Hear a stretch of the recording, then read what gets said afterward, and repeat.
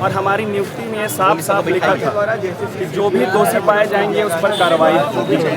Individual तौर पर, हाँ इंडिविजुअल तौर पर कहीं पे। तो आप बताइए, एक पल के फैसले में आज हमारे जितने भी ऑफिसर साथी थे यहाँ आने को मजबूर हो। हम लोग बहुत ही अनुशासित तरीके से, न्यायिक तरीके से जुड़ेंगे। क्या कुछ मुद्दा है, क्या कुछ लेकर आप लोग मंत्री साहब से हाथ जोड़ कर विनती कर रहे हैं कि सर आप इस पर पूरा विचार कीजिए सर, क्योंकि हम लोग आपके ही अंग थे, सरकार के ही अंग थे, और आपके छोटे भाई बहन होने के तौर पे मैं आपसे विनम्र पूर्वक हाथ जोड़कर आग्रह करता हूँ। क्योंकि माननीय मंत्री साहब ने ही कहा था इरादे नेक हो और ईमानदारी से प्रयास किया जाता तो सफलता मिलेगी।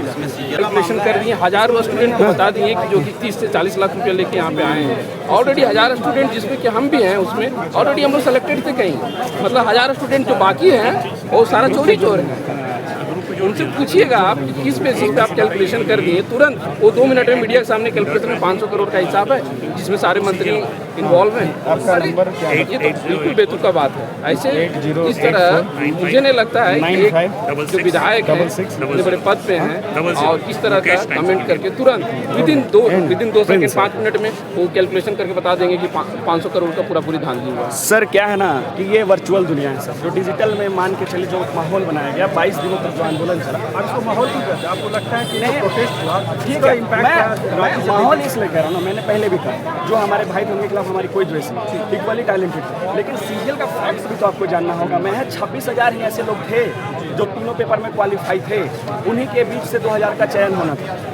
तरह तरह का जो नैरेटिव सेट किया गया। आप जांच कीजिए ना, 1 मिनट में माहौल बना दिया गया कि ये 40 लाख दिए, कैलकुलेशन कर दिया गया। आप जांच कीजिए, अगर मैं प्रिंस प्रियदर्शी अगर निकल जाता है कि मैं 40 लाख रुपये दिया हूँ, 30 लाख दिया हूँ, 10 लाख दिया हूँ, 5 लाख दिया हूँ, भगवान के सामने फांसी मैं तैयार हूँ। लेकिन जो जिम्मेदार पद पे है इस तरह से अनर्गल बयानबाजी नहीं करना चाहिए। गया तो भी हटा दिया गया। रात में जब हम लोग बारिश से बचने के लिए यहाँ पे लगाए, यहाँ से हटा दिया गया। तो कम से कम सरकार के अंदर इतनी तो संवेदनशीलता होनी चाहिए कि जो 2000 स्टूडेंट जो हम लोग अभ्यर्थी हैं, ये 2000 का बैठने का एक छत तो दे दे भाई, इतना तो देना चाहिए।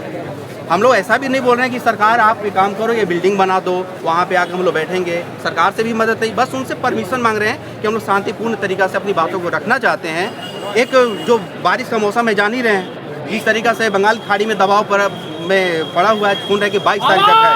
अब इसमें हम लोग कहाँ जाएँ? अपनी आवाज़ को बुलंद करने के लिए हम लोग फ्लैग मार्च करेंगे, तिरंगा हाथों में लेकर। आज कोर्ट से फैसला आने वाला था। जी, जैसे कि आप देख सकते हैं मेरे पीछे जितने भी लोग बैठे हुए हैं, कुछ लोग खड़े भी हैं। हम लोग सब जेपीएससी के थ्रू हमारी नियुक्ति हुई थी खाद्य सुरक्षा पदाधिकारी पद पर, और हम सब यहाँ पे बैठे हुए हैं। जो अभी रिसेंटली 18 तारीख को 12 बजे जो पेपर निकला है कार्मिक विभाग की ओर से, तो उसमें हमारा एग्जाम का लिस्ट में हमारा नाम है और हमारा एग्जाम रद्द कर दिया गया है रातों रात। आप लोग कितने लोग थे? हम लोग 56 लोग हैं। 56।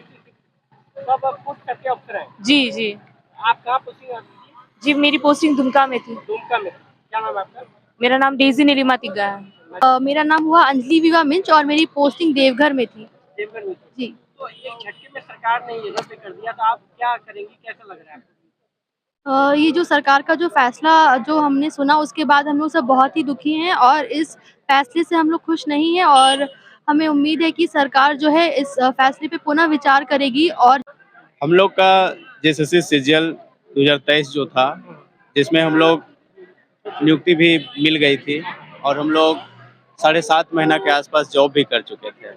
उसके बाद सरकार ने अचानक एक आंदोलन के दबाव में या फिर गलत तथ्यों के आधार पर ये बोलकर कि ये एग्ज़ाम में कुछ धांधली हुई है और ये बोलकर सीआईडी का कुछ रिपोर्ट मिला है, कुछ जांच में पता चला है, केवल इस आधार पर इस एग्ज़ाम को पूरी तरह से रद्द कर दिया गया है।